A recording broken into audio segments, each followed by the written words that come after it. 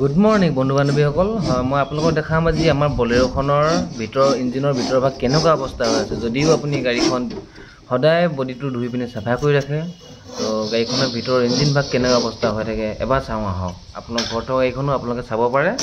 তো বাহিৰ ভাগ ধুই মেলি চাফা কৰি থোৱাৰ পাছতো ভিতৰৰ ইঞ্জিন ভাগ কিমান লেতেৰা হৈ থাকে বা পাছত আপোনাক কিমান সমস্যাত পেলাব পাৰে চাওঁ আহকচোন।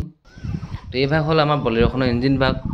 যদিহে গাড়ীখনৰ পৰা আপুনি ৰাস্তা ঘাটে কোনো ধৰণৰ প্ৰব্লেমত পৰিব নিবিচাৰে, তেনেহ'লে গাড়ীখন অকণমান সময় দি পিনি চাফা চিকুণ কৰিবলৈ লওক আৰু সপ্তাহত এবাৰ হ'লেও গাড়ীখনৰ ইঞ্জিনৰ বনেটটো খুলি পিনি অলপমান জাৰবাৰ কৰিবলৈ সময় উলিয়াই ল'ব। নহ'লে ৰাস্তা পদূলিয়ে গাড়ীবিলাকে যথেষ্ট আপোনাক প্ৰব্লেমত পেলাব পাৰে।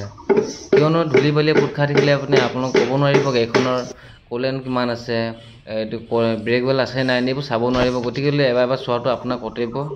যিহেতু গাড়ীখনৰ ওপৰত আপুনি চলাই যোৱা গাড়ীখনৰ ওপৰতে বহুত কথা আহি পৰে, য'ত নেকি আপোনাৰ জহতে আপোনাৰ পৰিয়ালবৰ্গৰ লগতে উঠি যোৱা কেইগৰাকী জীৱনৰ কথা আছে। গতিকে অকণমান সময় উলিয়াই গাড়ীখন এনেকৈ চাফা চিকুণ কৰিব বুলি মই অনুৰোধ জনাইছোঁ। আৰু এনেধৰণৰ ভিডিঅ'বোৰ চাবলৈ আপোনালোকে মোৰ চেনেলটো ছাবস্ক্ৰাইব কৰি ৰাখিব। আজিলৈ ইমানতে সামৰণি মাৰিছোঁ। ধন্যবাদ।